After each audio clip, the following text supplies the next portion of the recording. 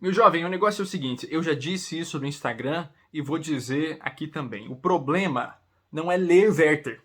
O problema é se identificar com esse desgraçado. Cara, esse aqui é um livro que faz você criar teorias malucas, faz você pensar naquela pessoa. Sabe aquela pessoa? Você fica deprimido, você fica chateado, você fica se sentindo o próprio Werther. Isso é um problema. Aqui em Os Sofrimentos do Jovem Werther, que foi minha primeira leitura concluída em 2022, nós vemos um cara que está sofrendo amargamente por amor. E aí, cara, você vê que, na realidade, quando esse livro foi publicado, lá em 1774, muitos jovens se sentiram, por causa dos sofrimentos do jovem Werther, motivados a acabar com a sua própria vida, porque viram no Werther a si mesmos. Então foi um problema assim, muito severo na época da publicação do livro, além, é claro, daquilo que você já ouviu, né? A questão aí da moda, né? Então o Werther usa aqui, por exemplo, no livro, um colete amarelo, calças amarelas, um blazer azul, né? E aí os jovens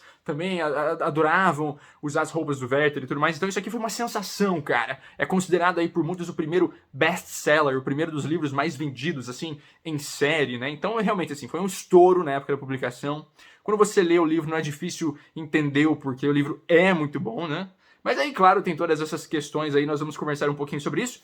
Eu tenho essas duas edições aqui, da Penguin Companhia, que é bem novinha, recém-saída do forno, e a mais famosa já no Brasil, da Estação Liberdade. Eu vou conversar sobre as sobre as edições mais lá pro fim do vídeo. E aí, se você só tiver interesse nessa parte, você dá uma olhada ali na descrição, tem um tempo exato em que eu começo a falar sobre isso, e você pode pular pra lá, não tem problema. Bom, é claro que nós vamos conversar primeiro aí sobre o nosso autor, né, o Johann Wolfgang von Goethe. Ah, rapaz, um autor aí alemão, que nasceu em 1749 e faleceu em 1832.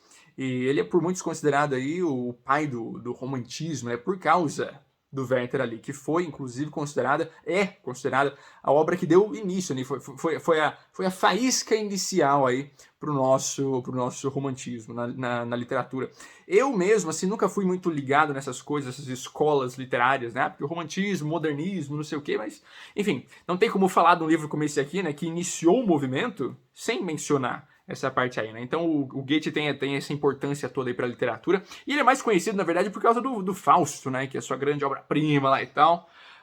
É o tipo de obra que todo leitor almeja um dia conseguir ler, né? Mas enfim, para isso aí a gente pode ter um pouquinho mais de calma, certo? Vamos para o nosso Os Sofrimentos do Jovem Werther. Bem, o coitado do Werther é um pintor jovem, ele tá ali na faixa dos seus 16, 17, 18 anos mais ou menos, que ele se muda para um vilarejo fictício lá na Alemanha, onde ele quer ficar sozinho aí, tirar um ano sabático talvez e tal. Para mim, pelo menos, não ficou muito claro, e se você já tiver lido o livro, você pode talvez me contar ali nos comentários, qual foi a intenção exatamente do Werther quando ele quis se mudar para esse vilarejo. Eu entendi que ele quis isso daí, quis ficar sozinho um pouco e tal, mas eu posso estar com essa percepção errônea aí do negócio, né?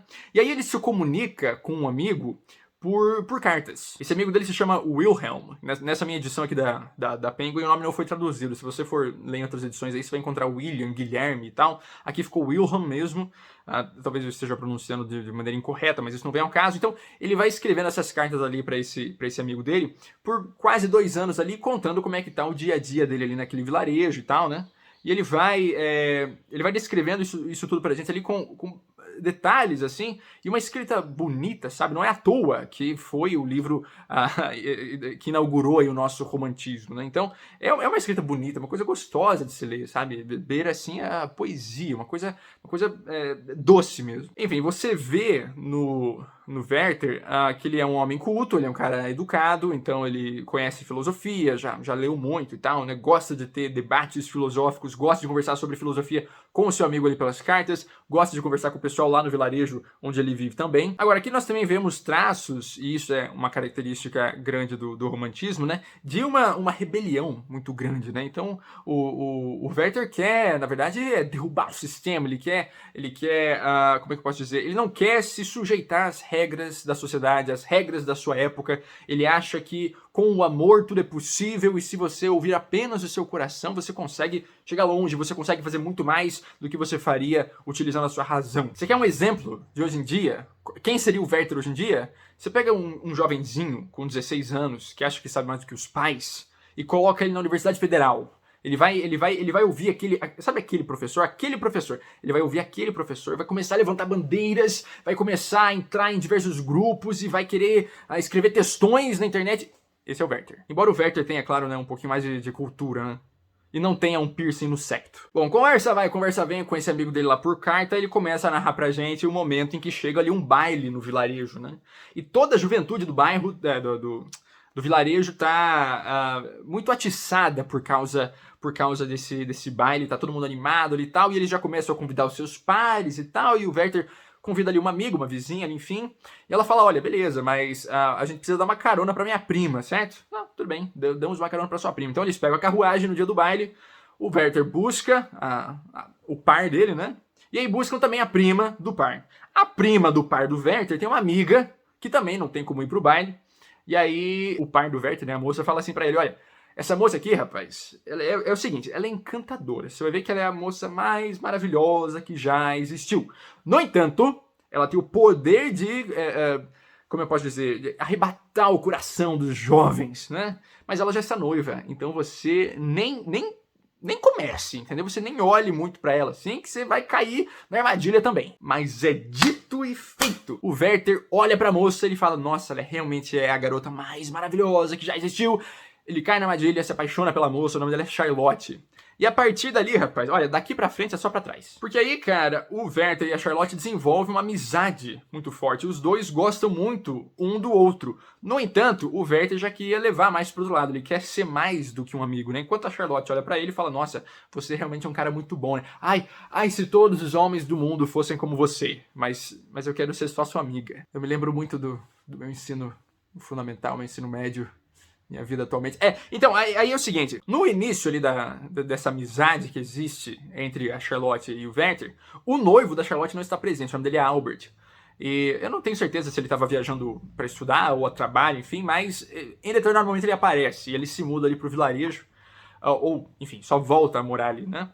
E aí, cara, acontece o seguinte, o Werther, na verdade, vê que o Albert é um excelente partido. Na verdade, ele vê que o cara é, assim, extraordinário, e ele também acaba desenvolvendo uma amizade muito forte com o Albert, e ele fica pensando, caraca, eu nem vou querer, nem poderia, né, ser injusto com a Charlotte a ponto de querer investir nela e talvez tirá-la do Albert, que é um cara que tem muito mais a oferecer. Esse cara aqui realmente merece uma mulher como a Charlotte e a Charlotte merece um homem como o Albert, então eu nem posso interferir nisso daqui. No entanto, dia após dia, o Werther vê a Charlotte e o Albert. Eles saem juntos, eles conversam, eles têm discussões acaloradas sobre filosofia, inclusive sobre suicídio aqui, né? Eu falei no início que esse livro aqui levou muitos jovens da época da publicação do livro a se suicidar, né? E a gente vê isso aqui, logo no meio do livro, né? Tem umas conversas ali entre o Albert e o Werther sobre o suicídio. Então o Albert está dizendo que isso é uma coisa imoral, né? Que isso é uma coisa que, se levada em consideração a partir da razão, né? Nós veremos que é uma coisa ruim, não se deve acontecer, né? Nós devemos desencorajar o suicídio. Enquanto o Werther, na verdade, defende que não, às vezes o suicídio, cara, é a última alternativa, é a última opção da pessoa, ela não tem mais saída. Então, por causa de tudo que está acontecendo, né, não tem mais como nós pensarmos nisso a partir da razão, porque, veja bem, às vezes o coração não aguenta mais, então a pessoa se suicida porque o coração mandou. E aí, enfim, tudo isso vai acontecendo, nós temos outros relatos ali dessa amizade que surge, né, entre o Albert e o Werther, enfim. E eles têm uma relação bacana e tal, só que a situação do Werther vai ficando cada vez mais insustentável, ele tá cada vez mais apaixonado pela Charlotte, ele entende que aquilo tá errado, ele entende que aquilo precisa acabar, mas ele não consegue. Ele sofre por amor e as cartas que ele manda pro seu amigo Wilhelm traduzem isso pra nós, trazem isso pra nós. O Werther tá sofrendo demais, ele tá cada vez mais fundo num buraco que parecia que já tinha acabado, mas na verdade não, tem muito mais buraco ainda pro Werther cair. Ele chega a se mudar, trabalho, entendeu? Ele vai morar em outro lugar, ele arranja um emprego em outro lugar, vai morar lá, enfim.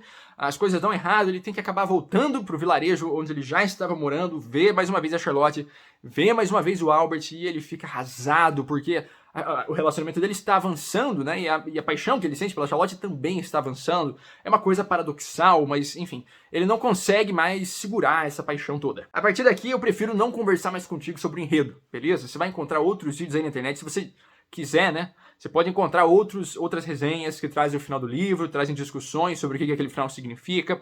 Eu não vou entrar no mérito, eu prefiro não trazer spoilers aqui nos vídeos que eu faço, na medida do possível, certo? Então, paremos por aqui. Eu vou apenas trazer agora um aspecto mais técnico da coisa. Veja, esse é um daqueles aspectos do romantismo que eu citei no início, que muito me irritam. Eu não sou muito chegado nesse tipo de literatura aqui, embora eu tenha gostado pra caramba desse livro, às vezes fica meloso demais, entendeu? E eu já acho assim, exagerado e tal, né? É coisa da época, eu entendo, né? A escrita das cartas é diferenciada, né? Ali, quando você tá mandando mensagem pra um amigo, né? Tem todo um... Tem todo um exagero que você faz, às vezes, né? Pra contar algumas coisas, eu sei bem como é que funciona. Mas, enfim, nós vemos aqui essa paixão que o Werther tá sentindo, né? E ele diz aqui, por exemplo, na carta pro Wilhelm do dia 27 de outubro, ele diz o seguinte, ó. Tenho tanto, mas o que sinto por ela devora isso tudo. Tenho tanto, mas isso tudo nada vale sem ela. Então quer dizer, nossa senhora, a minha vida, cara, não significa absolutamente nada se eu não tiver o amor da pessoa que eu amo. Essa idealização da esposa ou do marido, da namorada, enfim, é algo muito forte no romantismo, né? É possível imaginar pelo nome da escola literária, né? Então isso é muito forte, isso aparece muito ali. E, cara, o que é o pior, né? O próprio Goethe, o autor da obra aqui, meio que deu uma... Como é que posso dizer? Isso aqui é quase uma autobiografia do cara, porque ele passou por uma situação muito parecida. Ele estava apaixonado por uma amiga que estava noiva de um outro cara e tal, e aí ele, enquanto escreveu esse livro, estava passando por aquele processo de superação do caso, entendeu? Então, cara, é complicado. Isso aí, inclusive, está revelado num texto introdutório que está aqui. É uma introdução de um cara chamado Michael Ruse. E aí é o seguinte, eu não recomendo que você que tem essa edição da Penguin leia a introdução antes de ler o livro. Primeiro você lê Os Sofrimentos do Jovem Werther e depois você volta e lê a tradução. Desculpa, a introdução. Porque nessa introdução, o cara nos conta a história do Goethe com essa moça. E isso basicamente revela o livro inteiro pra você. Então eu prefiro que você volte lá depois, certo? Mas enfim, então tem todos esses pontos autobiográficos aqui, né? Que são muito interessantes, cara, e aí você fica pensando, puxa vida, tudo isso aqui é muito idealizado, tudo isso aqui é muito exagerado, mas nós estamos, afinal de contas, falando de um coração que estava dilacerado. O Werther estava com o coração... o Goethe. O Goethe estava com o coração partido quando escreveu isso aqui. Então você vai passando páginas e páginas e páginas aqui, sabendo que, na verdade, cara, isso tudo aqui era a dor do próprio autor, ele não estava tirando nada das vozes da cabeça dele, estava vindo do coração. Como é problemático isso aqui, rapaz. Aí você começa a conectar com essa própria vida, você vai se lembrando umas coisas. Melhor parar de falar, certo? Antes que você pergunte, eu não chorei lendo o livro, tá? Mas faltou isso aqui. Bom, cara, recomendação fortíssima pra você, ok? É um livro curto, tem todo um pedação aqui que é a introdução desse Michael Ruse aí que eu falei, né? Que é uma introdução até meio longuinha, né? Mas o livro tem pouco mais de 100 páginas nessa edição aqui, pelo menos, da Penguin Companhia, certo? Recomendo pra você fortemente, é um livro relativamente barato também, então não vai haver dificuldade pra você encontrar. E também, assim, sendo um clássico, né, cara? É muito mais fácil encontrar aí em bibliotecas, enfim, e principalmente nessa edição aqui da Estação Liberdade, que é talvez a edição mais popular que havia aí até o que, um ano atrás, quando saiu essa aqui. Talvez continue sendo a mais popular, mas você sabe que eu sempre preferi e acho que sempre preferirei a Penguin, né? Então é o seguinte, eu fiz algumas comparações aqui. Eu não reli o livro todo depois dessa edição aqui da Estação Liberdade.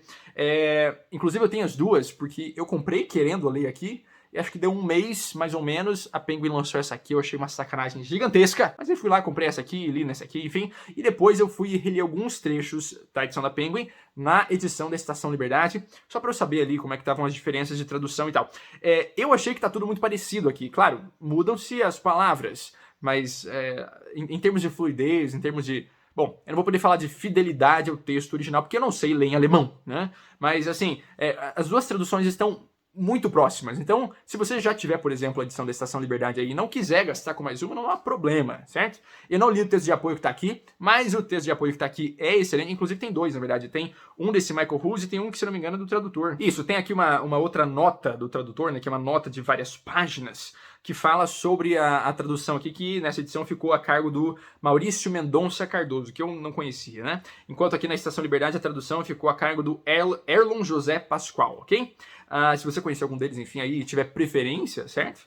Vá a fundo, cara, e não há problema nisso. Mas aqui nessa nota do tradutor, então, que está nessa edição da Penguin, ele nos explica um pouquinho ali sobre a questão da informalidade que é dada, por exemplo, nas cartas que o Werther está escrevendo, né? Então, assim, é um jovem que está escrevendo para um amigo, né? Embora ele deixe um pouco exacerbadas essas palavras todas aqui para simbolizar aquele amor que ele está sentindo, ele ainda está falando com um amigo e ainda é um jovem, então é de se esperar que o diálogo aqui seja um pouquinho mais informal. Você vai encontrar aqui trechos, por exemplo, em que a coisa foge da norma culta, né? O que você não espera encontrar num clássico e tal, né? Mas o nosso tradutor aqui nos diz que isso já está lá no texto original, isso já estava lá no texto em alemão. Então, tudo bem. Apenas para que você tenha noção aí da proximidade, né? Dos dois textos, eu vou ler aquele trecho que eu já li para você da carta do dia 27 de outubro, né? Eu vou ler mais uma vez para você na edição da Penguin e também na edição da Estação Liberdade, e aí você vê, enfim, o que é que você prefere. Primeiro na edição da Penguin. Tenho tanto, mas o que sinto por ela devora isso tudo. Tenho tanto, mas isso tudo nada vale sem ela. Ok? Agora na Estação Liberdade aqui, ó. Tenho tanta coisa, e o meu sentimento por ela devora tudo. Tenho tanta coisa, e sem ela tudo se reduz a nada. Eu preferi o jogo de palavras que foi usado aqui na edição da Penguin, mas assim, você vai pegar a mesma ideia em qualquer edição, fica aí a seu critério. Você pode colocar, por exemplo, as amostras grátis das duas edições no Kindle, dar uma comparada, enfim, nas primeiras páginas do negócio aí, e aí você escolhe a sua edição favorita. Independentemente da sua escolha, lembre-se de que tem links ali na descrição que levam você lá para a Amazon. E comprando quaisquer produtos, não apenas livros por ali, você ajuda o canal com uma pequena comissão e não paga nada mais por isso. Eu agradeço desde já pela sua contribuição, tá bem? Fiquei para você, meu abraço, boas leituras e até a próxima.